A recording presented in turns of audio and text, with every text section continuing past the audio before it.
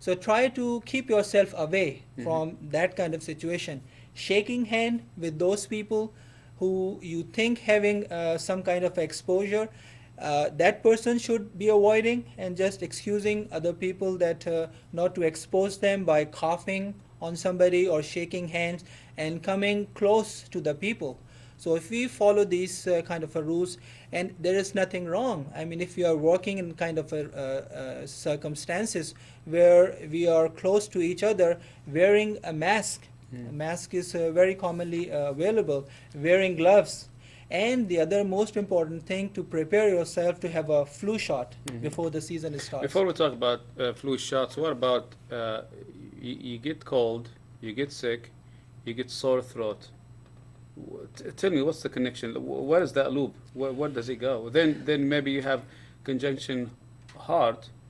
A lot of stuff is. I'm talking about the chest. So all of it's coming down. But let's start up here. Yeah. Normally what happens, the most common routes for these viruses to get into your body is your face. And we are talking about mainly your oral cavity, your mouth, and also your nasal, your nostrils So or your the nose. openings, Yeah, most likely the yeah. openings. So your viruses from somebody else, they get exposed to you, it goes through these cavities, and then initially starts in the predominantly the face, and that gives you cough, congestion, runny nose.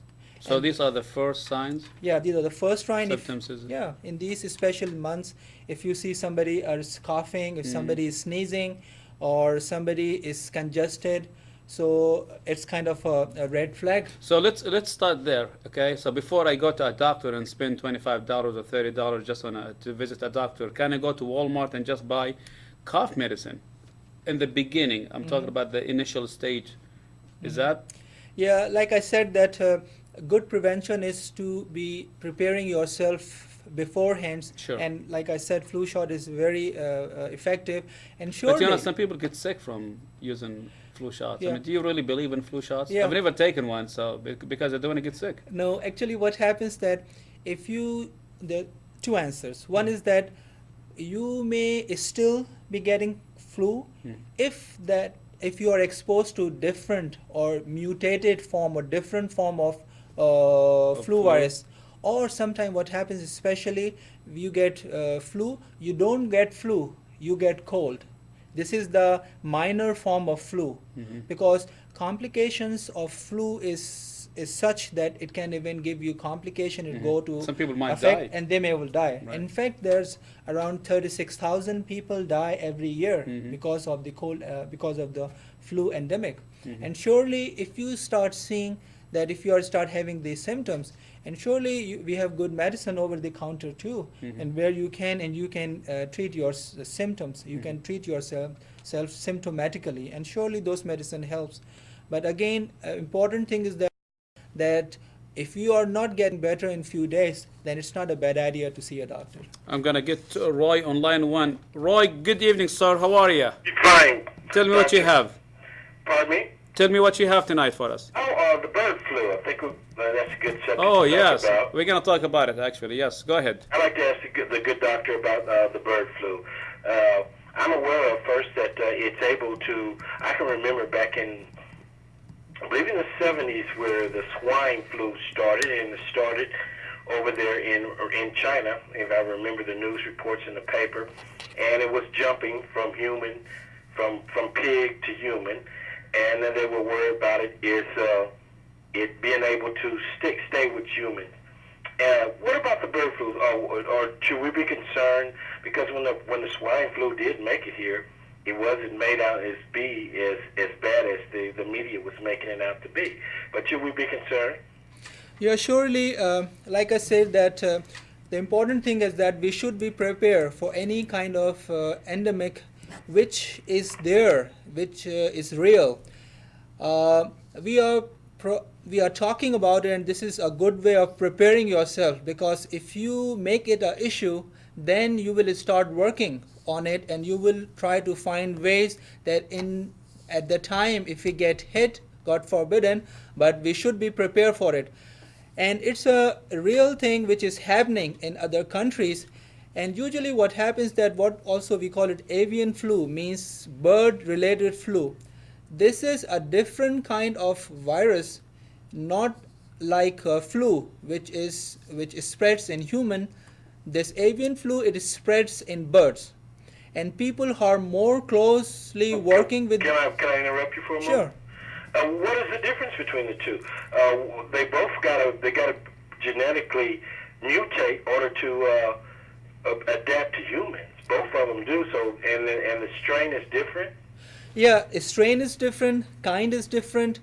To develop those or to have them grow, you have to have bird's origin, and that's why what happens that it develops, it get to his full strength in birds, and then if you get exposed like flu from one animal to yourself, then you may also get infected with that. Who is the incubator? Is the bird the incubator, or the human host is the incubator to make it mutate? The bird. It's the bird? Yeah. Okay. All right, thank you. Hey, Thank Roy, you. keep watching the show, man. Yes, sir. Thank you. We were talking about sore throats, so let's talk about the tonsils themselves. Are those like a bodyguard, or are they like a guard to prevent worse Yeah. illnesses? Yeah. In our body, we have different kind of glands, and all of these glands are meant for a purpose. And the type of glands which tonsils are classified as, they are lymph glands. They forms the they form the lymphocytes, and lymphocytes are one of the immunity system part which fight against the infections. And that's why we see that they are more active during our childhood, because at that time they are more into this infection prone stages. So that's why we see that these you have more operations in childhood than at the older age, and they also get infected initially, and as we grow older they start getting reduced, smaller in size, and they are kind of almost go away as we grow older. If they are first defense, then why some people remove them? Yeah. I mean, aren't they going to have side effects in the future? Are they going to get more sick in the future? Yeah, sure.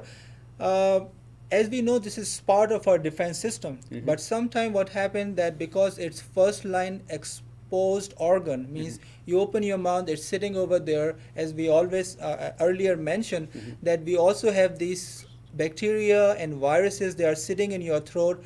So if they get a chance, they attack these tonsils, and you get infection. If they get infected as any other organ of our body, then they are bad for us. So good glands become bad gland for us.